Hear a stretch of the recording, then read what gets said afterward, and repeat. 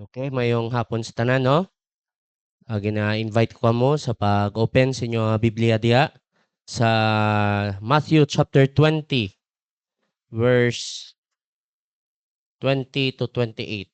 Matthew chapter 20.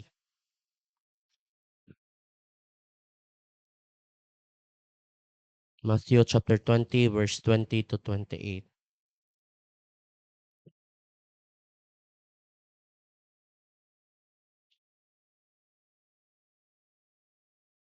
Okay, pag-basahon ko lang diri, sundalan sa inyong mga mata. Matthew chapter 20, verse 20 to 28. Ang pulo sa Ginoo nagasulti, Then came to him the mother of Zebedee's children with her sons, worshiping him and desiring a certain thing of him. And he said unto her, What wilt thou? She saith unto him, Grant that these my two sons may sit, the one on thy right hand and the other on the left, in thy kingdom. But Jesus answered and said, Ye know not what ye ask. Are ye able to drink of the cup that I shall drink of, and to be baptized with the baptism that I am baptized with? They say unto him, We are able. Verse 23. And he saith unto them, Ye shall drink indeed of my cup, and be baptized with the baptism that I am baptized with.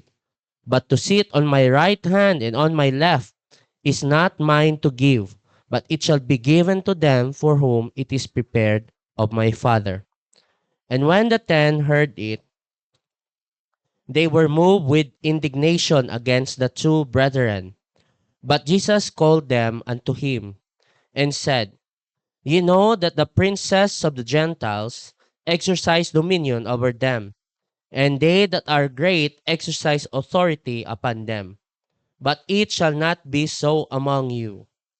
But whosoever will be great among you, let him be your minister. And whosoever will be chief among you, let him be your servant. Even as the Son of Man came not to be ministered unto, but to minister and to give his life a ransom for many. Magaampo kita, no?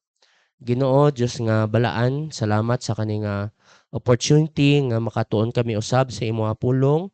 I pray ikaw magatabang sa amo nga masabtan kani even Ginoo sa pag working sa imo nga balaan nga espiritu sa amo niya kasing-kasing. I pray Lord nga amo niya kasing-kasing panghuna willing nga magdawat sang kamatuoran. Even sa imo nga lagad, I pray Lord tabangi ako o nga ang imo kamatuoran jud ang masulti ko Ginoo. Ginoo, ikaw mag-istorya sa amo Ginoo. In Jesus name, amen. So the title of this message is A Disciple's Request. A Disciple's Request. What if kung makita mo si Jesus face to face? Unsang imo nga pangayoon sa iya? No? Unsa kaya imo nga pangayoon? Siguro makahuman pag-eskwela or mangayo kita sa material nga bagay, no? And what is the intention behind our request? Unsa aton niya intention sa aton niya ginapangayo? Tandaan ko sa may time no sa story dira sa John chapter 6 nga before that natabo si Jesus na ginpakaon nga 5,000, no? Actually more than 5,000 kay ang giihaplan dira mga lalaki. And after sa kanang miracle, sige sila pangita og sunod kay Jesus, no? And sa nakita nila si Jesus,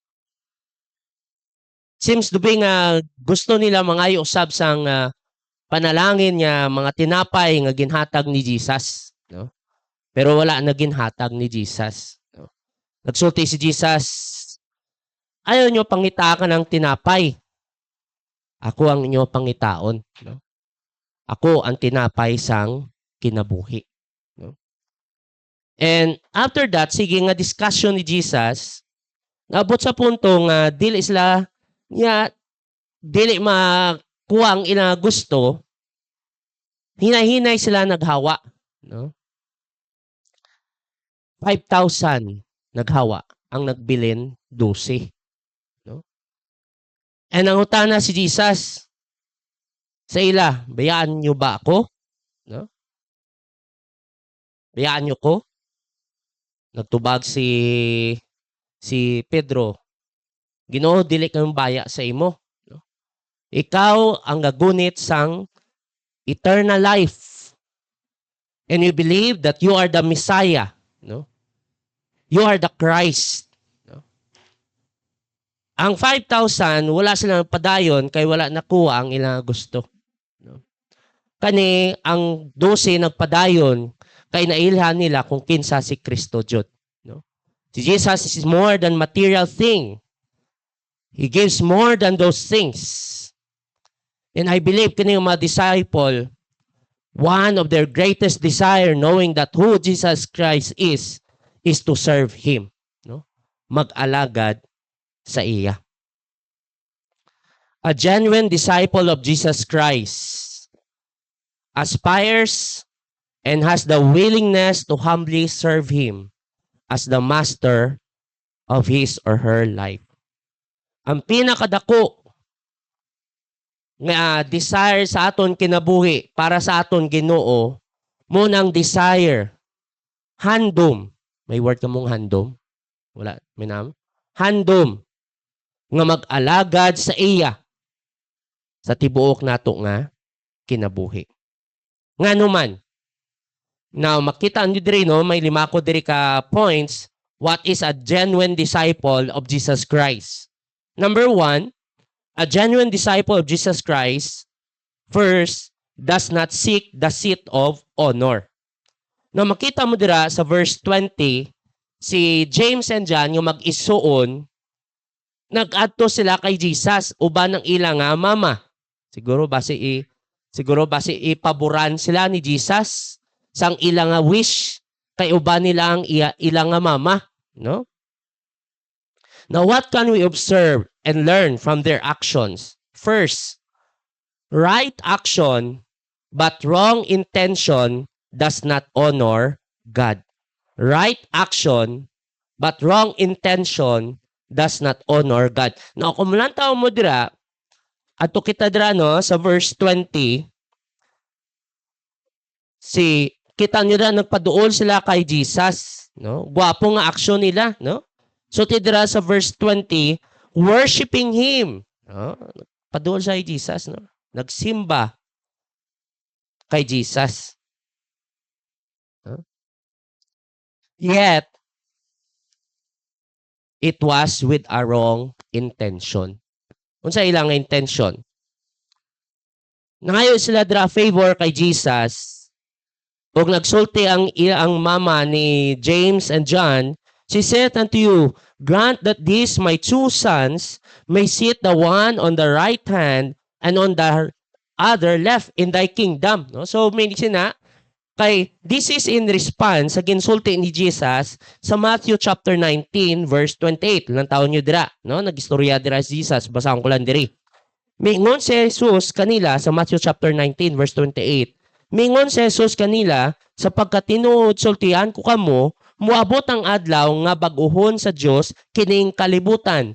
Ug akong anak sang tawo magalingkod sa akong trono aron maghari. Niana ang adlaw, kamo nga nagsunod kanako maglingkod sa 12 ka trono aron hukman ninyo ang 12 ka tribo sa Israel, no? So actually this is a prophecy, no? Pero possibly ang ilang pagsabot, mao na ni matabo na jud ni, no? Kay naa si Jesus, no?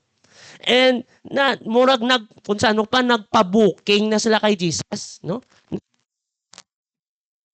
Hello. Nag-reservation na sila kay Jesus, no? Nindot ilang una approach, no? They came to Jesus and worship Him. But their intention was not right. Even kung lang taong mudrino sa mama ni James and John, nindot man desire para sa mga kabataan, no? Kay mabutang sila sa murag comfortable nga position. Imagine mo, right hand and left hand ni Jesus, no? Kung isipin mo, try mo spiritualize diri, this is also a reminder sa mga parents, no? What is the ultimate desire should be for your children? no? Kanang kahayahay sa kinabuhi nindot man na, no? Pero the ultimate desire unta kay kita mga Kristohano naman kita, san believer okay lang na. Pero kita kay Kristohanon kita, nakasubot kita kung kinsa ang aton nga Ginoo. And the ultimate desire is not to occupy a position. Walay problema to occupy a position. But the ultimate desire is to serve our God. Mao na untang pinakadako nga ambisyon nato sa atong mga kabataan. Diri ang mama ni James and John, nindot man niya desire, no? Pero makita mo dira all throughout the story, wala murag gin-rebuke ni murag nagpahayag gin-rebuke na ni Jesus, no? Their intention was to seek the highest position in God's kingdom. They have the right action, approach, they worship God, but they have the wrong intention. Right action, but wrong intention does not honor God. No, isa pa jud dira is under sa aton nga first point that does not seek the seat of honor, we serve to please God and not to bring honor to ourselves. Makita mo dira sa passage sa verse 1, and said unto her, what wilt thou? She said unto him, grant that these my two sons may sit, the one on the right hand, on the other left in thy kingdom. But Jesus answered and said, verse 20, you know not what you ask. No? Wala ka balo sa imo ginapangayo. No? Ay, ang ilang focus lang diri is not really, is really to bring honor sa ilang sarili. Now, sa aton mga igsoon sa Ginoo, the basic thing sa atong kinabuhi bilang Kristohanon or even disciples ni Jesus Christ, we serve. The source of our service is to please God and not to bring honor to ourselves. There are times kani mga igsoon sa pagbantay sa ato. When we are put in a position in the church, deacon man, Sunday school teacher, choir member, we must put into our mind that our role is not to be comfortable sa kana nga posisyon. Deacon ko, no? Murag taas rank ko na, no? Sunday school teacher ko. No.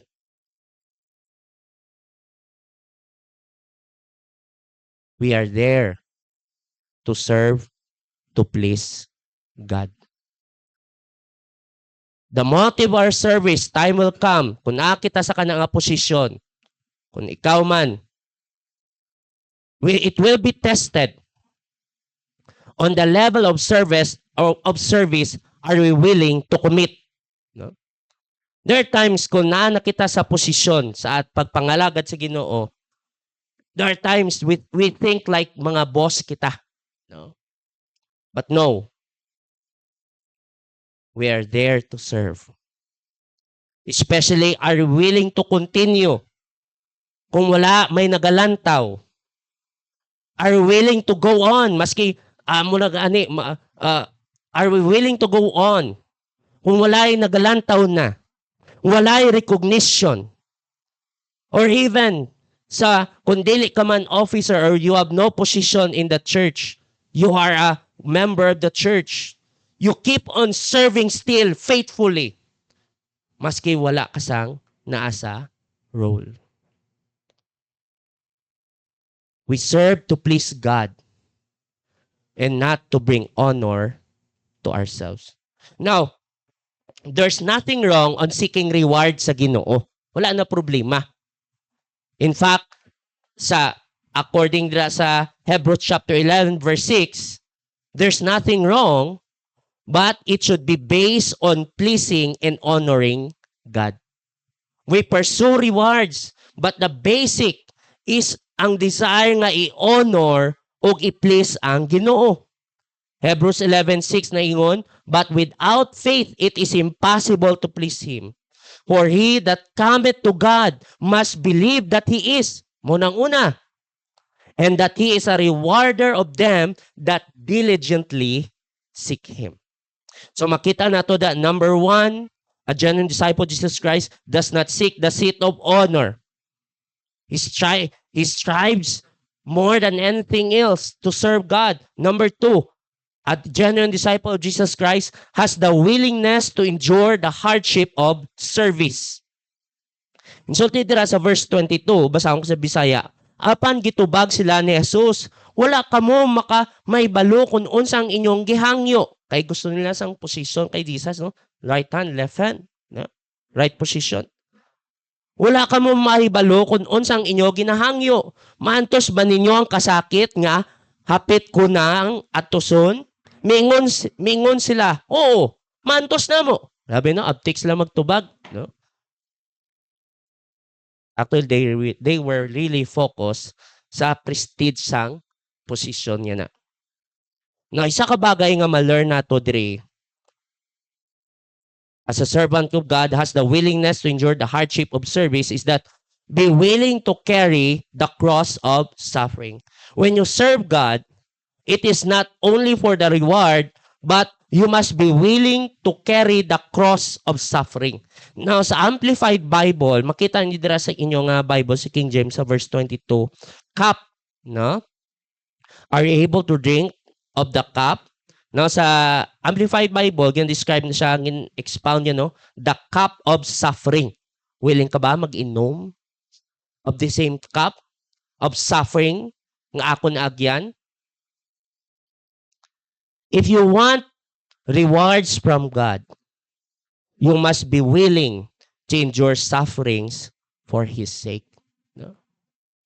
Matthew 16:24, then said Jesus unto His disciples, if any man will come after me, let him deny himself and take up his cross and follow me. No? Kung gusto nato magsunod sa Ginoo, we're willing to serve Him. We are willing to carry the cross. In fact, grabe ning translation pa sa Bisaya. Basahan ko sa inyo sa Matthew 16:24. O niya mingon sa Iso sa iyang mga tinunan, kung may tao nga buot mosunod kanako, dili niya palabihon ang iyang kaugalingon. Kung dili mosunod siya kanako, bisan pa kung kamatayon ang iyang dangatan. Grabe pa dyan, no? Very pa dyan, no? For Paul, one of the best example is Paul. As he served God, one of the greatest missionaries, he was not on that position, the pleasure of that position, but nag-agi jud siya sang daghan niya kalisod bilang sumulunod ni Kristo. Makita mo da 2 Corinthians chapter 11 verse 23 to 29. Basahan ko lang sa inyo kung sa'y ginagyan niya. Kung nagaingon sila nga mga alagad sila ni Kristo, mas maayo ako nga alagad ni Kristo kay kanila. Nasayod ako nga nining akong mga pagpasigarbo, mura ako buang. Apan ang tinuod, mas maayo gayud ako nga alagad kay kanila tungod kay mas dagan ang akong kahago kung itandi sa ila. Ug mas makadagan pa ako na priso, dili mahihap ang pagbunal kanako o sa makapila kahigayon ana ako sa kakuyaw sa kamatayon. Sa 5 kahigayon gibunalan ako sa akong mga isig kahudyo sa tag 39 kalapdos. Sa 3 kahigayon ako gilatigo sa mga Romanon o makausa ako gibato sa mga Hudyo. Katula ko nakasinati nga nalunod ang akong gisakyan ug sa usa ni adto kahigayon usa ka adlaw ug usa ka gabi ako pag lutaw-lutaw sa Lord and so forth. Daghan kayong ginagyan niya. Grabe, no? As a follower of Christ. He was one of the greatest missionary, but it gave a cost to him. No? Daghan ang pag-antos siya. And dili lang tinuod nag-persevere sa kana, he overcome kana nga pagsulay, even sa iya nga pagpalagad, there are still mga kalisod niya ginaagyan niya. I believe siguro hantod na namatay na di ba ginwali ko ni sa inya sa una, may ginadala siya nga thorn of the flesh, no? Not only those trials na overcome niya, but at the same time santang galagad siya na ginaagyan siya nga kasakit, no? Thorn of the flesh. Na nga sa tabang sa Ginoo, kwani, no? Nagtubag ang Ginoo sa iya. ang akon my grace is sufficient for thee. So, makita mo dira, be willing to carry the cross of suffering as you serve God, and also count the cost of being willing to suffer. Makita mo dira, moving back sa ato ni gintunan, abtik sila, no? Nangutana si Jesus, ready ba ka mo mag-antos para angay sa ako nga antoson? Tumbag sila, maantos na mo. No, abtik sila, no? When you serve God, you must count the cost of being willing to suffer. Sa pag-alagad na sa Ginoo. Some are willing to take the price. May naiban mga Kristohan, abtik magdawat sa mga blessing. Pero dili ganahan magdala sa pag-antos. Minaman nga willing magdala sa pag-antos. Willing to carry the cross, but not willing to finish the line. Finish the race. Pagabot sa tunga-tunga, wala na.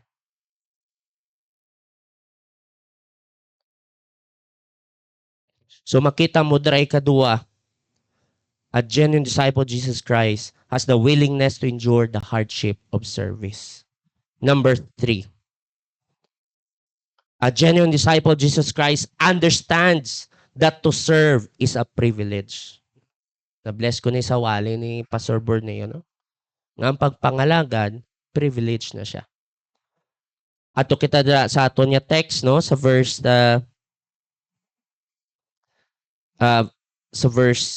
lang ha? Okay. Sa verse 23. Okay. So, nagsulti dira no, sa verse 22 nga, yes, willing kami nga mag-antos. Nagtubag siya sa verse 23. Miingon si Jesus kanila, tinuod nga maantos gayod ninyo. Yes, no, in the future, nag-antos man jud si James and John, no, martyr sila. Apan dili ako ang mupili kung kinsa ang mulingkod sa akong tuo o sa akong wala. Kay may gitagan na ang akong amahan niini. Now, explain ko lang na on niya. Now, you were saved to serve the living God. That's why ang pag-alagad is a privilege. No? Now, moving back sa kanang at the same chapter, sa chapter 1, verse 1 sa chapter 20, makita mo dira ang parable of vineyard workers. Nang story dira, basahan ko lang ang introduction sa verse 1 sa chapter 20. Miingon si Jesus kanila, ang paghari sa Dios na isama sa tawo nga may ubasan, may vineyard. Sayo pa kaayo milakaw og nangita na siya og mga tawo nga matrabaho sa iya ubasan, no? So nangita sa mga laborers, no? O mga laborers dira nakita yang nga nagatindog. No, culturally speaking, may nagakatabo ni diay sa ila nga sa tiyempo sang pag-ani na mga trabahante nagatindog sa marketplace. O mga trabahante na nagahulat na sila kung kinsa ang magkuha sa ila aron nga magtrabaho. No? Kinsa mag-hire. So, from 6 a.m. hangtod 6 p.m. hulat lang na sila. No? Kwao na sila kung ganahan ang magkuha sa ila magtrabaho. So, makita mo din sa parable of vineyards, early in the morning, may nakita ang master, ginharya ang mga una, no? Kay galin tindog malang. No? Dayon sa next, after 3 hours, 9 o'clock in the morning, kuhain naman, may galingkod mangyap, may gatindog mangyapon, kuhain naman. No?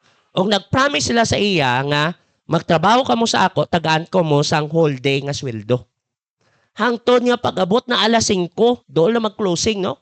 Alas 6 sing gabi alas 5 sing hapon, nay gatindog yapon, nay gabilin dito gatindog. So ang ginhimo sang master, ginkuha, sige, trabaho ka mo gyapon sa ako, no? Isa ka oras na lang bilin, no? Then paghatagay sweldo, ang una nga nakasulod trabaho, kumpiyansa sila, ingon sila atas, dako ni aton niya sweldo kay kitang pinakauna, No?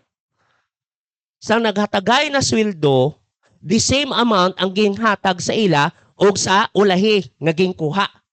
No? So, nasuko sila. Ngano nga mo ni kami ang una, tingano nga equal gyapon ang sweldo na mga dawat. Nagtubag ang master. Di ba nangingon ko sa inyo nga ang promise ko, whole day's wage. Wala akong naingon niya, masobra. Pasalamat ka mo gani, naging kuha po ko mo nga magtrabaho. Ako ang may right nga mag-decide. Suldi, basa mo sa marais na. Ako ang may right nga mag-decide kung pila ang ako nihatag. Tanahan ka mo equal ang paghatag ko. Mas mayo lang gani, naging kuha ako kamo para magtrabaho sa ako. The idea here, actually this is talking about salvation, no? Kaluwasan. No? Maski ulay ka na or nauna ka, the same gyapon, the same grace. No? But the same thought sa aton nga pagpangalagad sa Ginoo. Maski kinsa ka man, maski ikaw pang pinakahugaw sing una nga makasasala ka, no? Pero sa naluwas ikaw, ginggaan ka pribileyo nga makalagad sa Ginoo. Wala gin isip kung unsa ikaw sing una, wala gin lantaw kung unsay qualification mo, no? To serve God is a privilege. You were saved to serve the living God. Dako na nga pribileyo, no? Unsa nga aton yung paglantaw kana? No? Now isa pa jud dira. Kung lantaw mo dira sa second part sang verse sa 23 dira, no? And on my left hand, but to sit on my right hand and on my left hand is not mine to give. It shall be given to them for whom it is prepared of my Father. Now, rewards will be given, rewards will be according to God. Now, wala di ka pasabot nga si Jesus, dili siya ang maghatag sang reward sa ulahi. Ang idea diri, kay disciple ni Jesus, ang nangayo sang pabor, mga disciple ni Jesus. So, it seems to be, ang ginapasabot diri ni Jesus, maski close kita, maski close kita sa atubang sang Ginoo, dili ka mo tagaan sang pabor kay close ka mo sa ako. Get yung point? Para sa mga hiring sa eskwelahan, kay ikaw makasulod ka, kay may backer ka, no? May connection. Pero sa Ginoo, wala pa backer, no? The standard will be based not according sa imo connection kung kinsa ka close dira, kundi the standard will be based according to the standards of God. The rewards of your service will not be based on your own terms, but they will be based on the standards of God. May mausay kay kita ng mga Kristohanon, may ngong ka 10 years na ako nag-alagad sa Ginoo. No? Murag, there are times nagdako ng aton nga ulo, feeling kita entitled kung unsa man kita. No? Mingon ta nga, gatudlo ko sa Sunday school. Dili nako, excuse nako sa uban nga bulaton sa Ginoo. Gapil ako sa choir. Excuse nako dira sa uban, maskin nakita mo na opportunity ka nga makalaga dira. We thought we are entitled to what we have. Wala na to na-realize that rewards will not be given based on rewards will be given not based on the position or sa aton unsay paglantaw nato sa aton nga sarili, but it will be based on the standard set by God. One of the examples, it will be according to our faith on God. Pagtuon nato sa Ginoo. No? Hebrews 11:6, ang tao nga walay pagtuo dili gayud makalipay sa Dios.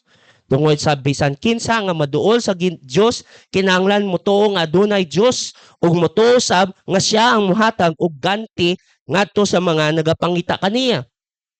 It will be according to our faithfulness to God even in small things. So tidra sa Matthew 25 verse Matthew chapter 25 verse 21. Basahan ko sa NLT, no? The master was full of praise. Well done, my good and faithful servant. You have been faithful in handling this small amount.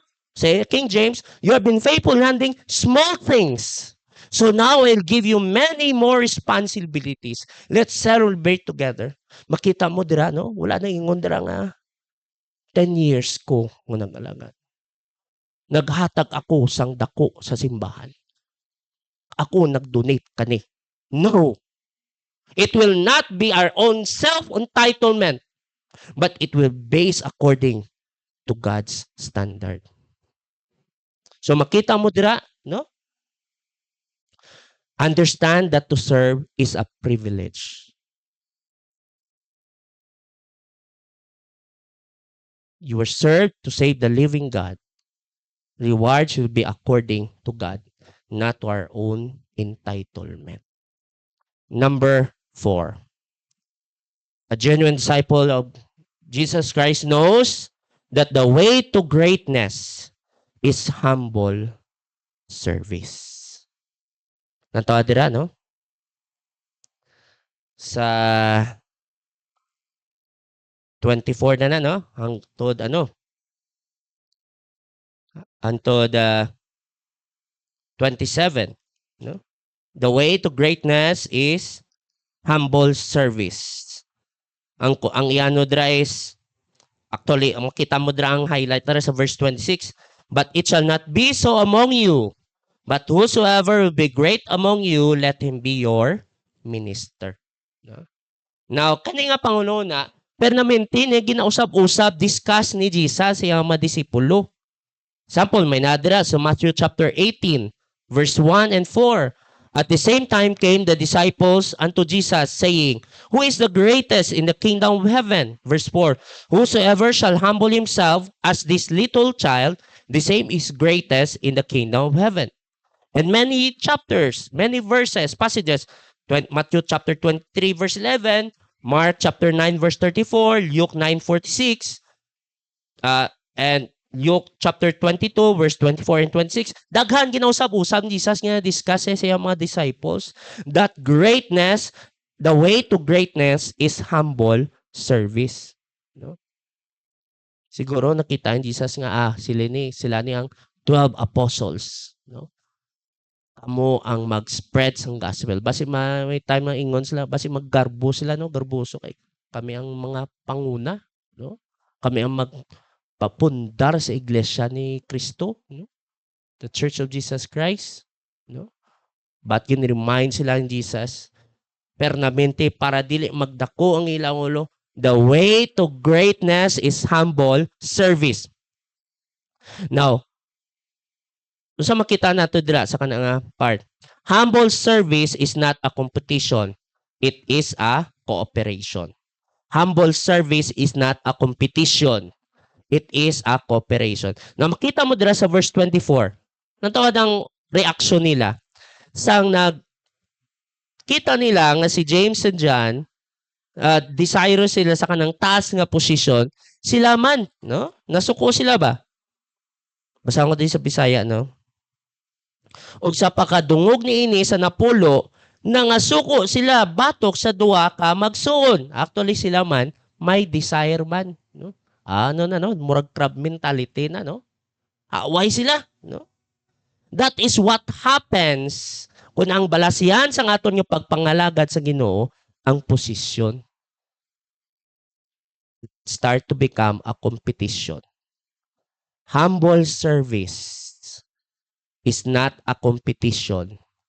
It is a cooperation. In 1 Corinthians chapter 3 verse 5 to 9, si Paul nag-rebuke sa church sang Corinto, no? Kay dumurag may nais lang nga idol nga mga workers. Pataasay abilidad sa mga workers.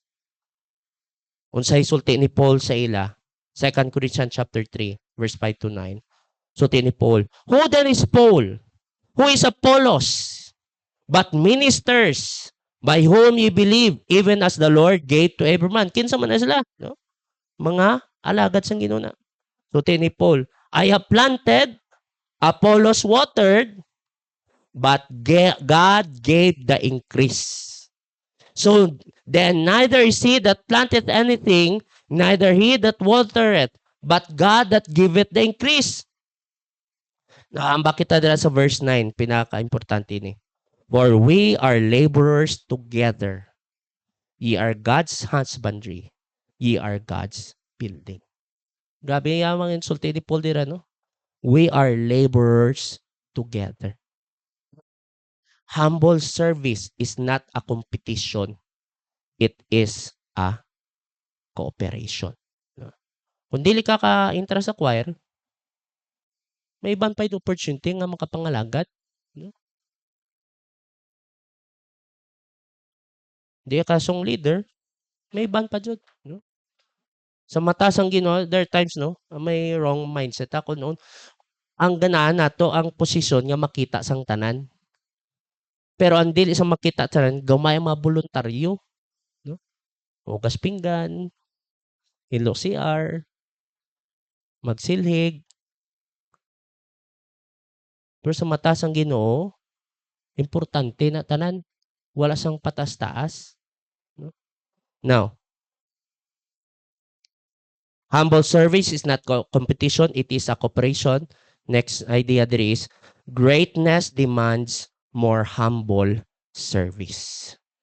Greatness demands more humble service. So, ni Jesus, you want to be great?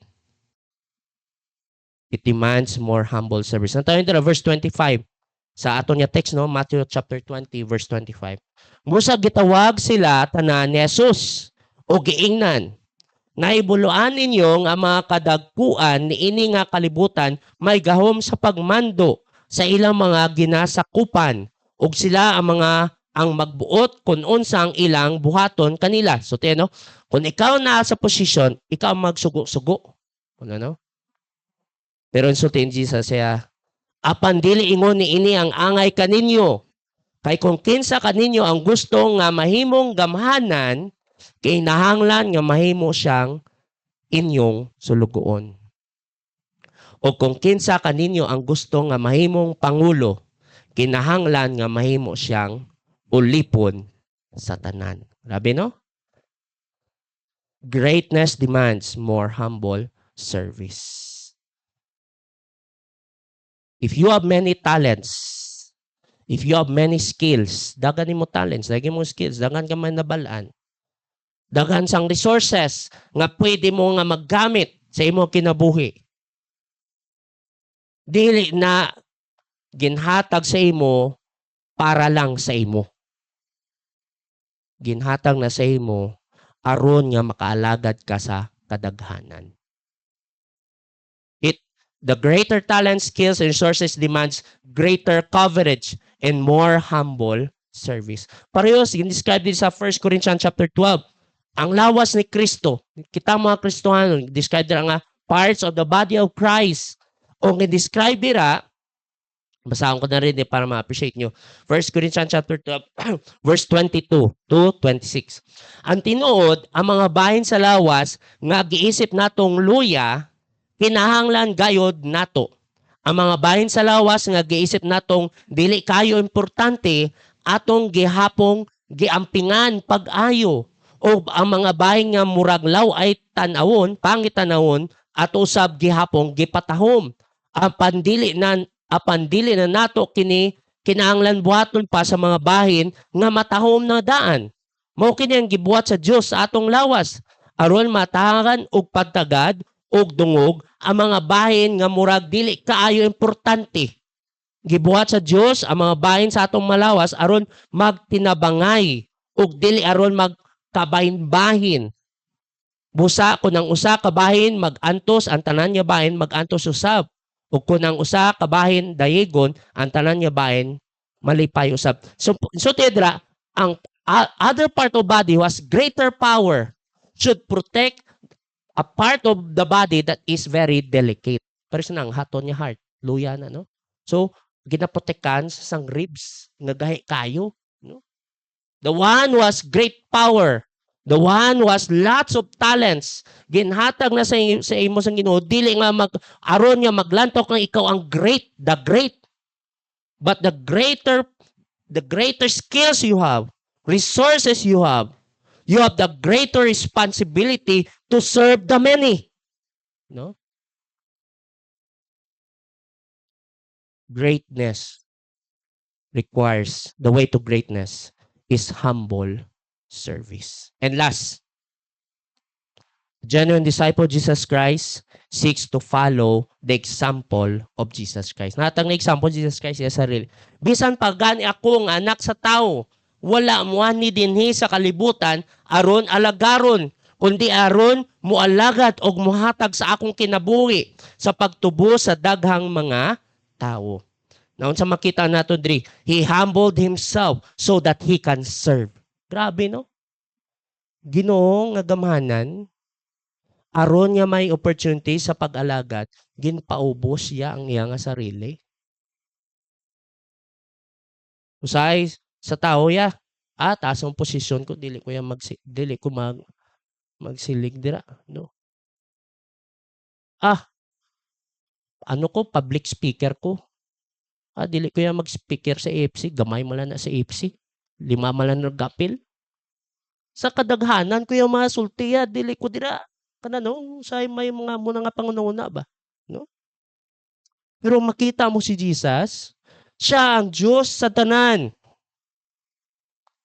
Gamhanan aron nga maka-reach siya sa ato nga makasasala nga pinakaubos sa tanan. He humbled himself so that he can serve. Mao man ni sa aton kinabuhi bilang Kristiyano, especially no, samtang medyo gahayay aton kinabuhi, gataas ang posisyon naton sa kinabuhi. Ayaw nato kalimtay, no?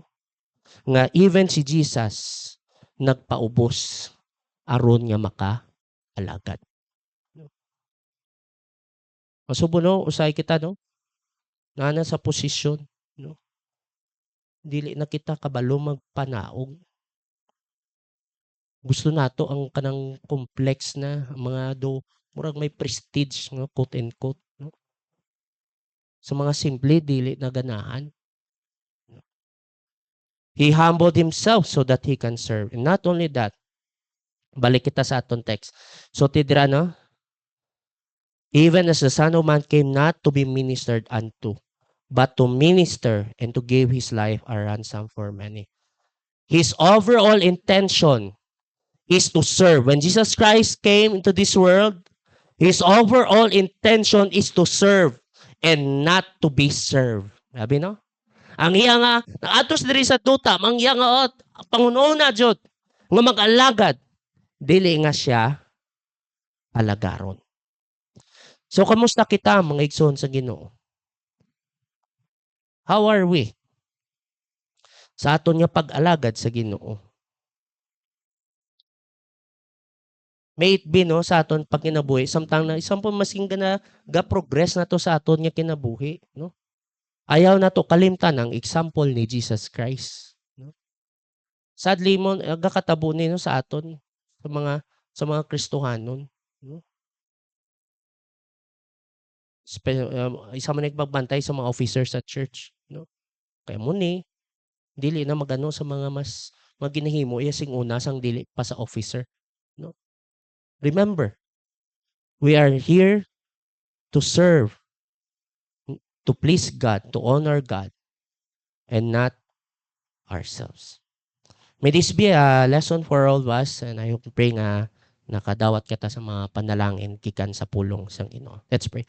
Lord, salamat sa imong pulong, salamat sa kaning reminders. Oh Lord, I pray. Thank you. Help us, Lord, to be reminded of these things in our life. To serve you is a privilege. I pray, O Lord, sa amon kinabuhi, as a disciple of Jesus Christ, our greatest request and our greatest desire may it be is to serve you all throughout our life in different areas and in different ways, you know.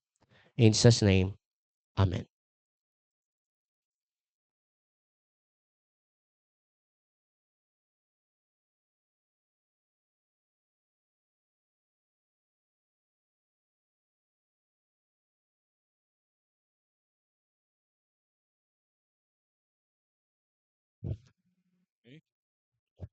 Okay, salamat sa pulong sa Ginoo, no? Ma-remind kita nga ang goal nato sa kinabuhi